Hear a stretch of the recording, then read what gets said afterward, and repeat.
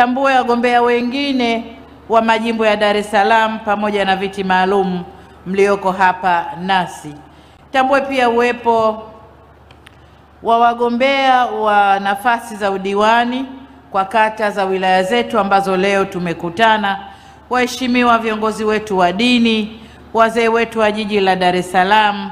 Nimemuona mwenyekiti wangu wa machifu yuko hapa, natambua uwepo wapo.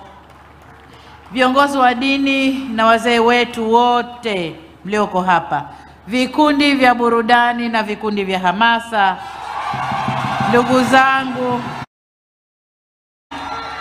ndugu zangu wanahabari, ndugu wananchi mliopo uwanjani na wale wanaotutizama kwenye vyombo vya habari, CCM oyee! Kazi na utu. Nawashukuru sana ndugu zangu. Kwanza nami niungane na wengine kumshukuru Mungu kwa kutufikisha salama Dar es Salaam, na leo kuanza mkutano wa kwanza kwenye eneo hili la Leaders, tukikutana na wananchi wa wilaya mbili, wilaya ya Ubungo na wilaya ya Kinondoni. Nawashukuru sana kwa sababu ni mkutano wangu wa kwanza. Nishukuru sana uongozi wa Chama cha Mapinduzi mkoa na wote walioshirikiana nao pamoja na waratibu wetu kwa maandalizi mazuri ya mkutano huu. Ni imani yangu kwamba hata ile mikutano mingine mambo yatakuwa safi kama ilivyo kwenye mkutano huu.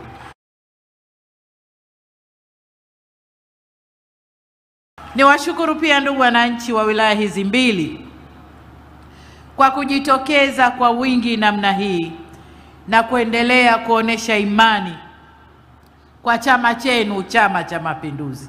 CCM oyee!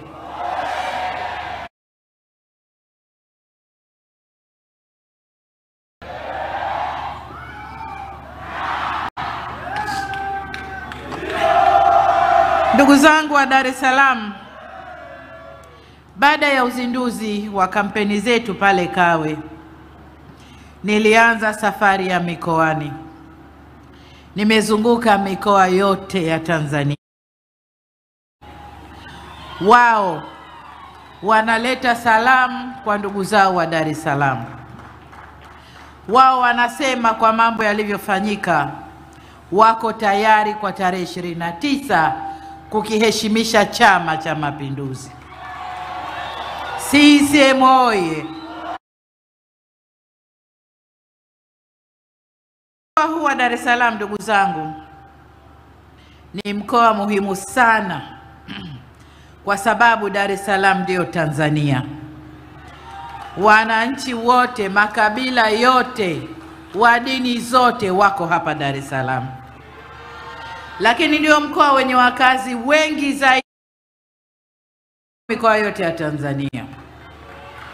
Vile vile ni mkoa ambao ni lango kubwa la kuingilia Afrika kupitia bandari ya Dar es Salaam, airport ya Dar es Salaam. Kwa Dar es Salaam kwa vyovyote vile mkoa tunaotegemea kibiashara na kiuchumi. Dar es Salaam oyee!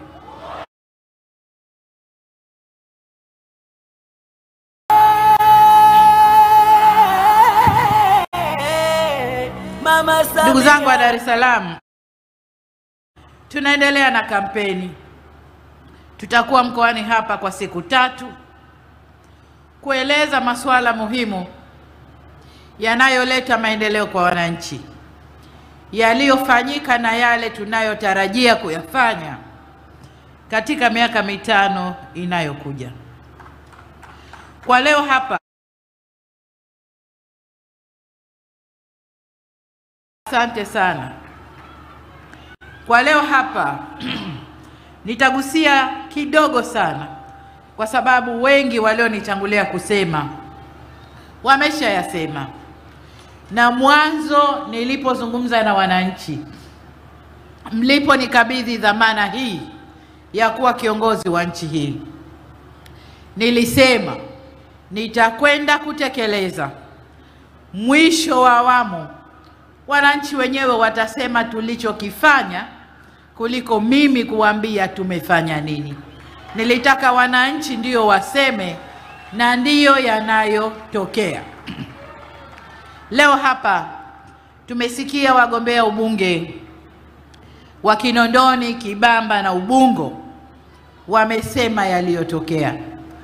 Tumewasikia wagombea viti maalum wamesema yaliyotokea.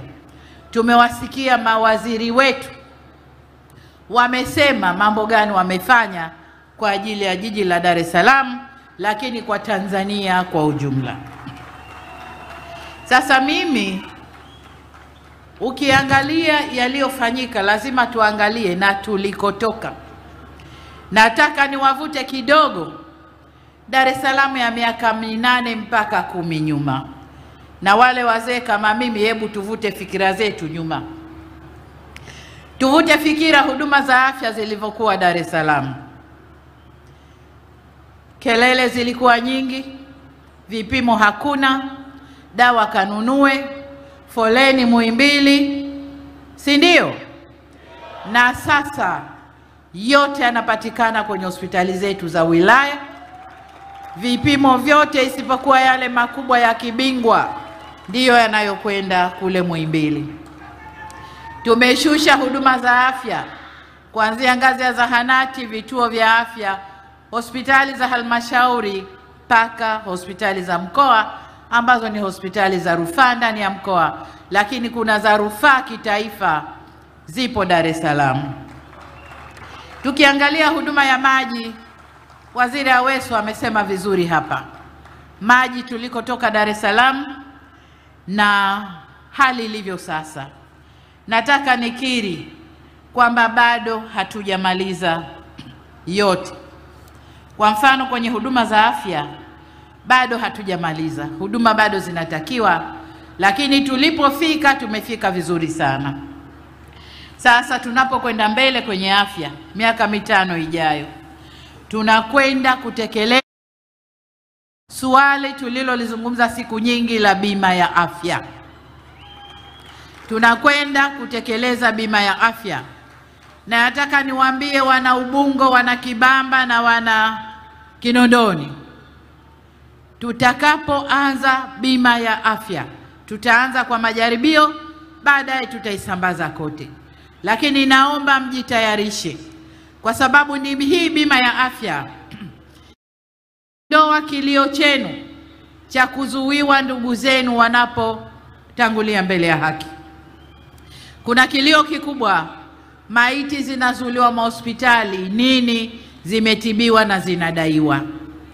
Bima ya afya itakwenda kuondoa hayo. Umekwenda hospitali, umetibiwa, umepona, bima ya afya itakwenda kulipa. Ndugu yako ameenda hospitali, ametibiwa, bahati mbaya amefariki, bima ya afya itakwenda kulipa, na si mzigo wa wanafamilia tena.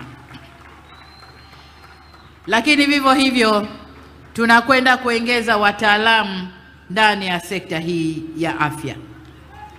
Ndugu zangu, kwa upande wa maji, waziri amesema vizuri yatakayoendelea miaka 5 itayokuja, lakini mimi niseme kidogo kwamba kukamilisha utekelezaji wa miradi ya bwawa la Kidunda lenye thamani ya bilioni 336, na bwawa hili la Kidunda litakwenda kuhudumia mikoa ya Dar es Salaam, Pwani na Morogoro.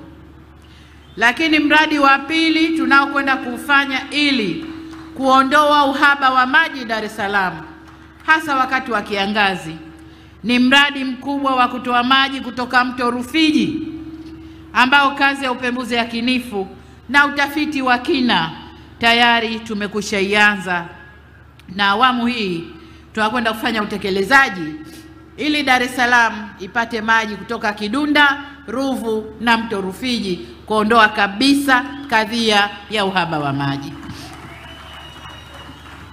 Ndugu zangu, eneo la tatu ni eneo la umeme.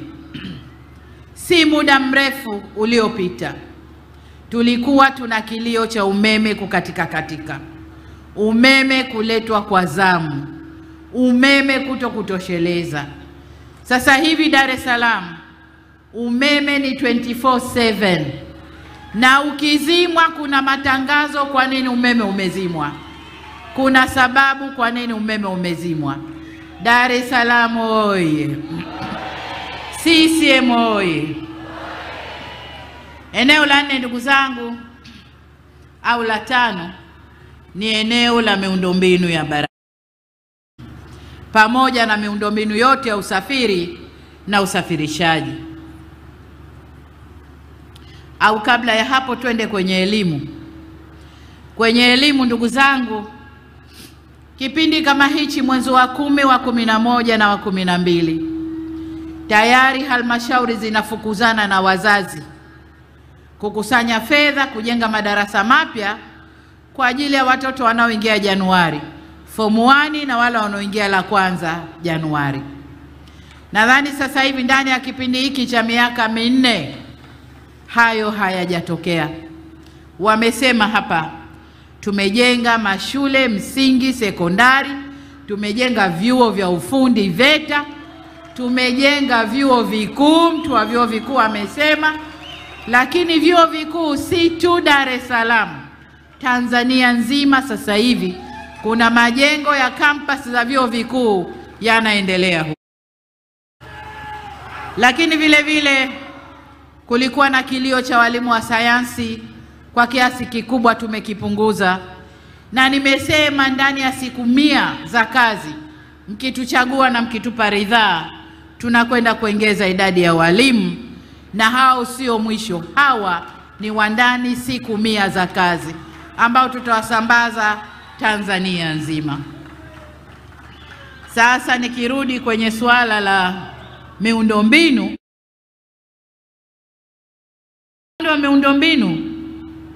natambua changamoto ya uchakavu na kuharibika kwa barabara, hususan kutokana na mvua kubwa zinazonyesha. Sasa safari yetu miaka 5 ijayo, mkitupa ridhaa, tunakwenda kukamilisha ujenzi wa barabara ambazo zimeanza kujengwa, ikiwemo barabara ya Kimara Mavurunza Bunyokwa hadi Kinyerezi kilomita 7, inayopita kwenye majimbo 3 ya Segerea, Kibamba na Ubungo.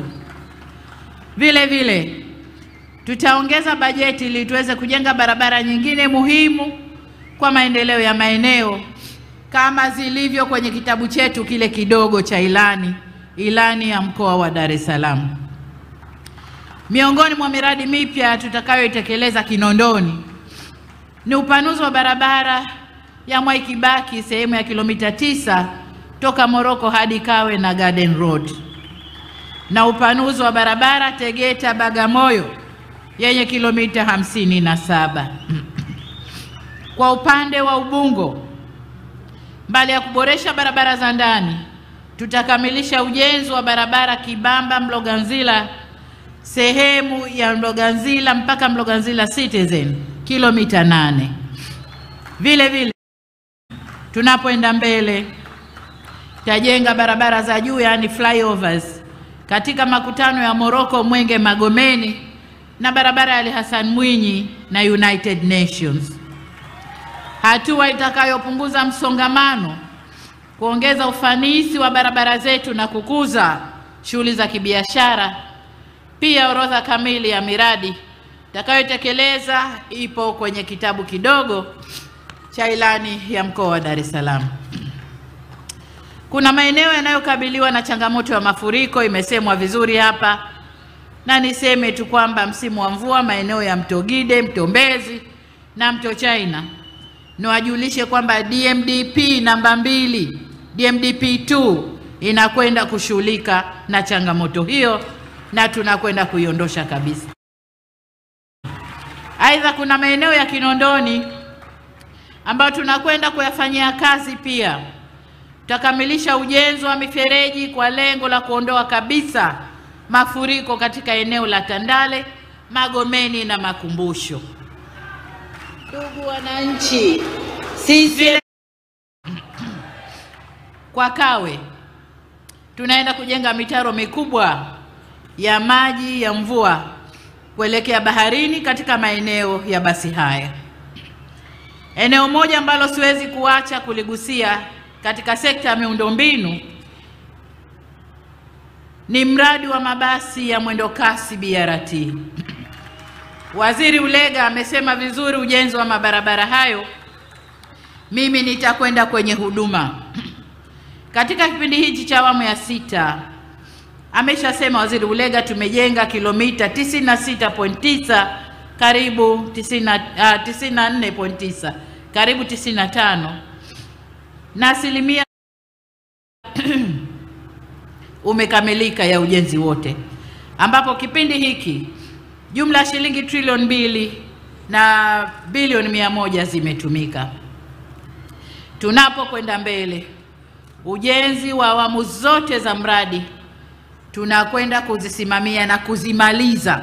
BRT Dar es Salaam tunakwenda kumaliza mabarabara yote, na tutasimamia maamuzi yetu ya kushirikisha zaidi private sector.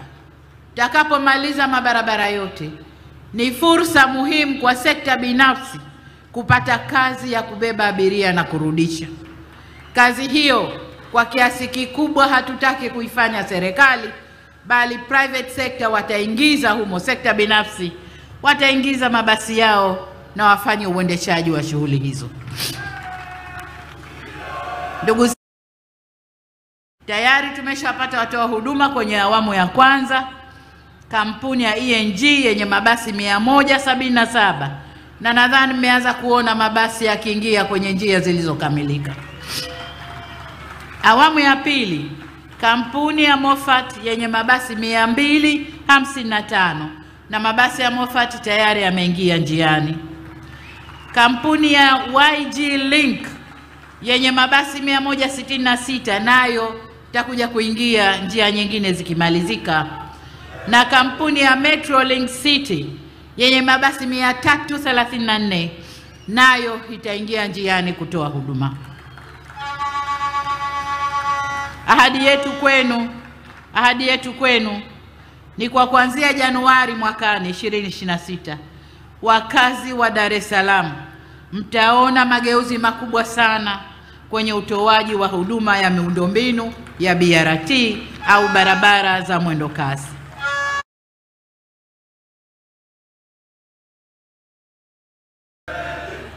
Nataka niwaambie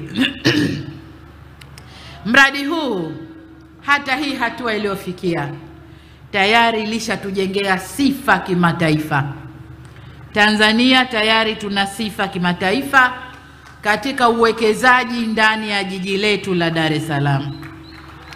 Niwahakikishie wakazi wa Kinondoni, Ubungo na Dar es Salaam kwa ujumla kwa mageuzi yaliyofanyika kwenye uendeshaji, tutalinda sifa hiyo kimataifa, na mradi wa BRT utaleta mapinduzi kwenye usafiri ndani ya jiji kama nilivyosema.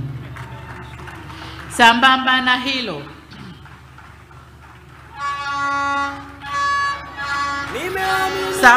hilo, kwa ndugu zetu wenye daladala, kipindi hiki tuliweza kukamilisha ujenzi wa stendi pale Mwenge kwa ajili ya wenye daladala, na tunapoenda mbele tunaenda kufanya ukarabati ili kuziboresha stendi za daladala za Kawe, Bunjubi na Tegeta Nyuki, ili daladala nazo ziwe na maeneo maalum, na vile vile tunazipangia ruti maalum za kutoa huduma za daladala. Ndugu zangu, pamoja na kusimamia ukuaji mzuri wa uchumi wetu, hapa sasa nazungumzia uwezeshaji wananchi kiuchumi, wafanya biashara ndogo ndogo, mambo ya masoko na mastendi. Pamoja na kusimamia ukuaji mzuri wa uchumi wetu, na hapa nirudi nyuma kidogo, nataka wana Dar es Salaam tuvute ramani. Mimi nitawapa njia, hebu tuiangalie. Tuanze labda maeneo gani? Mbuyuni pale kwa njia hii inayokuja huku Moroko kwa mbele kidogo, piga picha ya vibanda vilivyokuwepo vya plastiki za manjano, buluu, nyekundu, zinateremka mpaka Mwenge, zinakata kona, zinaenda Kinondoni huku Biafra na kwenda mbele. Lakini vibanda vile viliongezeka, vilikuja mpaka vikasogea karibu na Lugalo, wakaheshimu pale jeshini tu. Lakini kulikuwa na vibanda vya aina hiyo miaka 7-6 iliyopita. Pateni hiyo picha. Vibanda vile sasa Dar es Salaam havipo.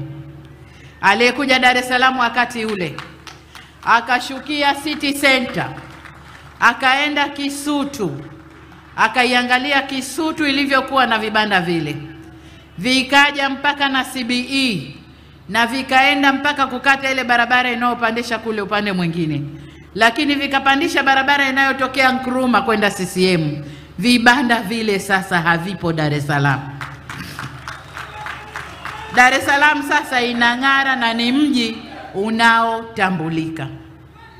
Sasa kuondosha vibanda ni moja, lakini kuwawezesha wana vibanda kupata maeneo ya kufanyia biashara, kupata mitaji ya kufanyia biashara ni jambo jingine, na ndiyo kuwezesha wananchi kiuchumi.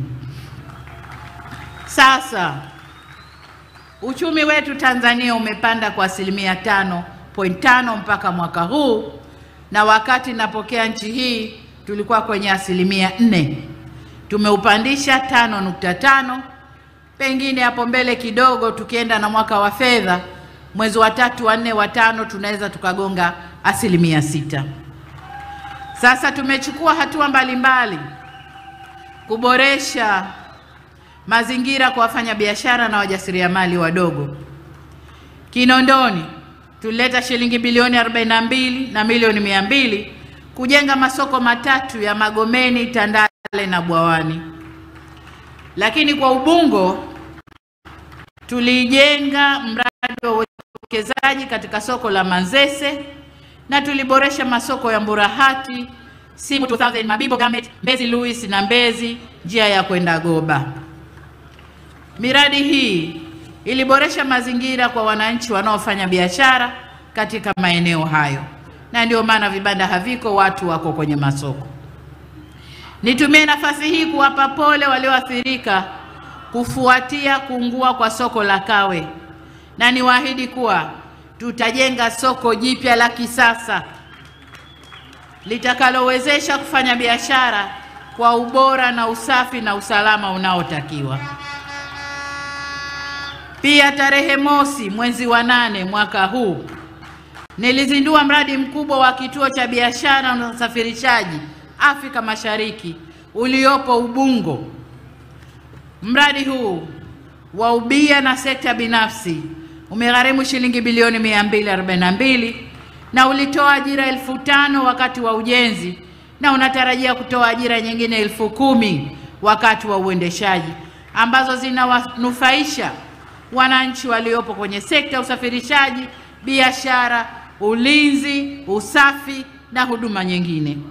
Haya ni maendeleo makubwa ndugu zangu wa Dar es Salaam. Kwa upande wa wajasiriamali wadogo, nao wanafanya kazi kubwa sana. Tuliweza kuwafikia kwa njia mbalimbali. Kwa mfano Ubungo tuliendelea kuboresha maeneo rasmi ambayo tayari tumeshayatengea bajeti ya Machinga Complex katika manispaa ya Ubungo. Kwa hiyo wana Ubungo, machinga wetu wa Ubungo, tutakuja kujenga jumba kubwa la Machinga Complex kwenye manispaa. Lakini kwa upande wa uwezeshaji wananchi kiuchumi, kwa kutumia 10% za halmashauri, mgombea ubunge wetu hapa Janet Mahawanga amelisema vizuri sana na ametoa takwimu nzuri sana. Tutaendelea kuboresha utaratibu wa upatikanaji wa mikopo hiyo, lakini zaidi ya hapo, nilipofungua kampeni pale Kawe nilisema tutaanza na mfuko wa wafanya biashara wadogo wadogo wenye bilioni 2 kwa kuanzia, halafu tutaangalia mfuko unavyofanya kazi, na ndivyo utakavyoweza kuutunisha. Ndugu zangu, eneo jingine nalotaka kulizungumza hapa ni migogoro ya ardhi ndani ya Dar es Salaam na wote mnakumbuka kwamba ndani ya Dar es Salaam hapa kiwanja kimoja kinauzwa kwa watu watatu, watu 4, migogoro, kupelekana mahakamani na vurugu. Sasa niseme kwamba kumekuwa na migogoro ya ardhi hasa maeneo ya Mabwepande, Mbweni, Bunju, Madale na Nyakasangwe. Serikali ya mkoa na wilaya tayari zinaendelea na jitihada za utatuzi ili iweze kuisha kumaliza migogoro hiyo kabisa. Kwa ujumla, tumejipanga kwenda na kuongeza nguvu katika utatuzi wa migogoro na urasimishaji wa maeneo ya makazi. Vile vile katika maendeleo ya makazi, shirika letu la nyumba la Tanzania NHC, nadhani mnajua hali iliyokuwa ya nyumba zao. Mnajua jinsi upangaji wa nyumba zile ulivyokuwa. Lakini sasa wamegeuka kabisa. Wamachukua maeneo ndani ya Dar es Salaam kujenga nyumba za hadhi ya juu lakini pia kujenga nyumba za hadhi ya chini, nyumba za gharama ndogo, ili wananchi waingie kwenye nyumba hizo. Wale wanaoishi kwenye maeneo ya Kawe ni mashahidi, majumba wanayaona. Lakini pia maeneo mengine ya Dar es Salaam NHC wameanza kujenga. Kuna mpango maalum wa Mama Samia Housing ambao utakwenda kuongeza makazi ndani ya Dar es Salaam na kuhakikisha kupunguza tatizo la makazi ndani ya Dar es Salaam. Ndugu zangu, tutaendelea kuwawezesha wananchi kwa makazi bora. Jambo jingine ni lile alilolisema mdogo wangu Umi Ndariananga, au mwanangu, kwa umri wake ni mwanangu, kusimamia makundi maalum ya watu wa Tanzania. Serikali yetu tumekuwa tukifanyia kazi matamko ya kimataifa. Tumekuwa tukifanyia kazi tamko la Millennium, lakini pia tumekuwa tukifanyia kazi la tamko la SDGs au malengo ya maendeleo endelevu. Matamko yote mawili yanatutaka kuto kumuacha mtu nyuma. Mwanadamu yoyote, kwa hali yoyote aliyozaliwa, hali yoyote aliyoumbwa na Mungu, ni kuto kumuacha nyuma. Na ndio maana serikali ya awamu ya 6 tumechukua jitihada maalum kuweka yote aliyoyasema Umi kwa watu wenye ulemavu wa aina mbalimbali. Hata kwenye mageuzi yetu ya elimu tumewaekea mpango wao, mageuzi ya afya tumewaekea mpango wao, mambo ya kwenda kutafuta huduma kwenye majumba ya serikali tumewaekea mpango wao. Kwa hiyo watu wenye ulemavu, serikali ya awamu ya 6 tumekwenda na matamko ya kimataifa ya kuto kumuacha mtu nyuma, na hivyo ndivyo tunavyotekeleza. Ndugu zangu,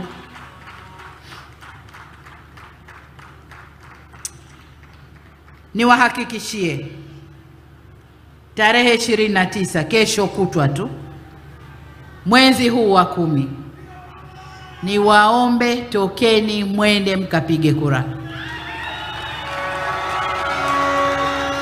Ninayeongea hapa ni Rais wa Jamhuri ya Muungano wa Tanzania na Amiri Jeshi Mkuu wa nchi hii. Nataka niwaambie, maandamano yatakayokuwepo ni ya watu kwenda vituoni kupiga kura. Hakuna maandamano mengine yatakuwepo hapa. Hakuna tishio la kiusalama litakalo kuwepo. Anayesema ni Amiri Jeshi Mkuu wa nchi hii. Niwaombe ndugu zangu, twendeni mkapige kura. Twendeni mkapige kura. Baba, ukitoka hakikisha umetoka na familia, umekwenda kupiga kura. Kila aliyeandikishwa, mabalozi wetu wa maeneo, hakikisheni mmetoka na watu wenu wote kwenda kupiga kura. Twendeni tukaheshimishe Chama cha Mapinduzi. Twendeni tukaiheshimishe Tanzania, tukapige kura kwa usalama, turudi kwa usalama. Ndugu zangu, mengine niachieni mimi. Matusi niachieni mimi. Na yabeba kwa niaba yenu. Manabii wetu, Bwana Yesu alisulubiwa kwa kukomboa watu kwa amri ya Mungu, lakini alikuwa anafanya kazi ya watu. Nabii Muhammad alipigwa mpaka akatolewa meno kwa kufanya kazi ya kukomboa watu kwa amri ya Mwenyezi Mungu. Samia Suluhu aliapa kuitumikia Tanzania, na ndicho ninachokifanya. Niliapa kuilinda nchi, na ndicho ninachokifanya. Niliapa kujenga utu wa Mtanzania na kuheshimisha utu wa Mtanzania, na ndicho ninachokifanya. Ninapohakikisha watu wanapata maji safi, watoto wetu wanapata elimu mpaka uwezo wake, afya iko karibu na kila mtu, umeme upo, usalama wa nchi upo, kila kitu kipo, ni kuheshimisha utu wa Mtanzania. Kwa hiyo sina uchungu ndugu zangu, sina uchungu wa kubeba matusi yote yanayotolewa kwa sababu nafanya kazi hii. Sina uchungu hata kidogo, wala sijutii, wala sijutii. Kwa hiyo niwaombe sana ndugu zangu wa Ubungo, lakini pia Kinondoni, wilaya mbili hizi, tunawaomba kura, lakini mniruhusu niwape ilani wa bunge, alafu nirudi tuje kuomba kura. Kinondoni oye! Ubungo oye! Kazi na utu. Na washukuru sana. Ina mama CCM oye!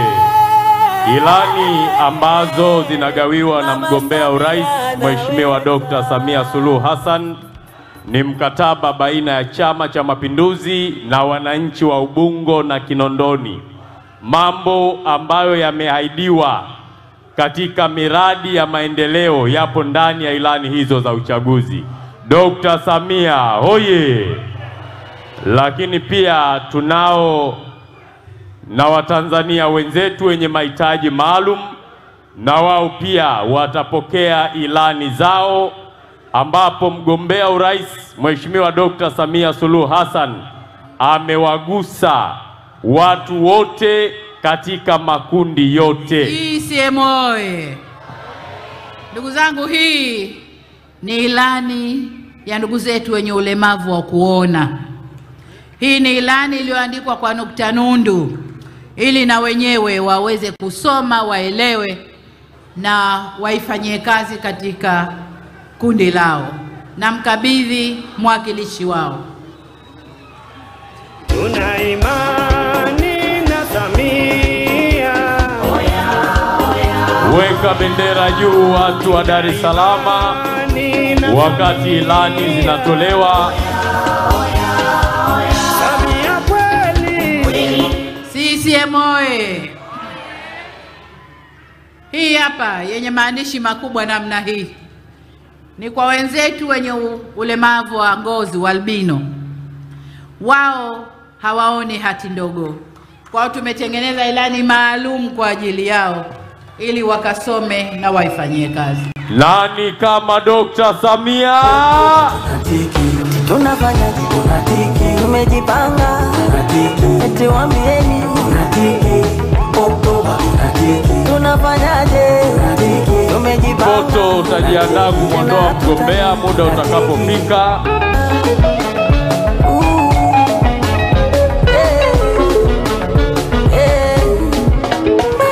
Kabla tujamchagua kwanza alishachaguliwa na Mungu. Alikuwa makamu akawa rais kutufuta machungu. Mama anachapa kazi anaga muda na wapiga majungu.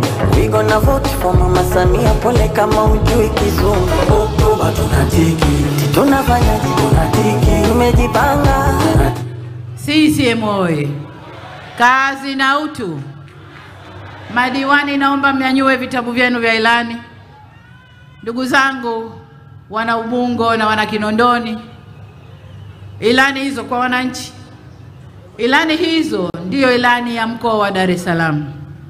Kila wilaya ya mkoa huu yatakayofanyika yako humo ndani, na hiyo ndiyo kazi Chama cha Mapinduzi tumejipangia kuifanya. Tumejipangia kuifanya kazi hiyo ili kulinda na kuheshimisha utu wa mtu, na ndio maana tunasema kazi na utu. Hebu hamasa, nyamazeni, nataka kuwasikia wana Ubungo na wana Kinondoni. Kazi na utu. Asanteni sana. Sasa Chama cha Mapinduzi tumejipangia kazi hiyo kubwa ili kujenga utu wenu. Sasa tunajua tusingekuwa na mkutano huu, tungepiga tu kampeni Kinondoni na nani kapigeni kura, mngekwenda kupiga kura. Lakini uungwana ni kuja kuwaona na kuwaomba, ndio uungwana unavyotaka. Tumekuja mbele yenu. Mimi niliyesimama hapa, Samia Suluhu Hassan, mgombea wa urais wa Jamhuri ya Muungano wa Tanzania kwa tiketi ya Chama cha Mapinduzi. Lakini upande wangu wa kushoto nyuma yangu ni wagombea wa ubunge wa majimbo mbalimbali ya wilaya zetu mbili hizi. Tuna mgombea wa Ubungo Kitila Mkumbo, tuna wagombea wa viti maalumu, lakini tuna mgombea wa Kinondoni kaka yetu Abbas Tarimba, tuna mgombea wa Kibamba dada yetu Angela Kairuki, na tuna Timothy mgombea wa Kawe. Mimi na hawa tutakwenda kufanya kazi ngazi ya taifa. Hawa watanisaidia bungeni, mimi nitakuwa huku kwenye utawala. Lakini mbele yetu kuna madiwani bunge dogo la halmashauri zetu. Hawa mapesa yote yaliyotajwa hapa yanapita halmashauri, na hawa ndio wanayoyapokea. Wanakaa kitako kujadili fedha zilizokwenda na maelekezo kutoka serikali kuu, na wanakwenda kusimamia utekelezaji wa miradi. Ndiyo kazi kubwa ya madiwani, ni msaada mkubwa wa maendeleo yaliyopatikana. Ni waombe wana Ubungo na wana Kinondoni, hawa watu msende kuwachanganya. Msende kuwachanganya mkawatilia rangi nyingine. Lugha zitagongana, maendeleo yatachelewa. Wengine wanasema ndiyo tukajenge, wengine sasa subiri kwanza, mwingine sasa sio huko ni huku, kinyume na maelekezo ya serikali. Kwa hiyo tuleteeni madiwani hawa kama mlivyowateua huko, basi kawapigieni kura, tuleteeni. Sasa ndugu zangu, mimi mwenyewe, wagombea ubunge na madiwani wangu hawa wote tunaomba kura zenu. Tunakuombeni sana. Tarehe 29 tuamke salama, tumuombe Mwenyezi Mungu tuamke salama, tuamke na afya tele na furaha, na wote tuelekee kwenye vituo tukapige kura. CCM oye! Ndugu zangu, Mungu awabariki. Tunaomba kura zenu, na kidumu Chama cha Mapinduzi. Kama nilivyosisitiza, hata kibati cha soda hakitapasuka. Twendeni tukapige kura. CCM oye! Asanteni sana. Asante sana. CCM oye! Sasa naomba mpokee maelekezo ya Katibu Mkuu. Kuna bango kwa ajili ya kutiki.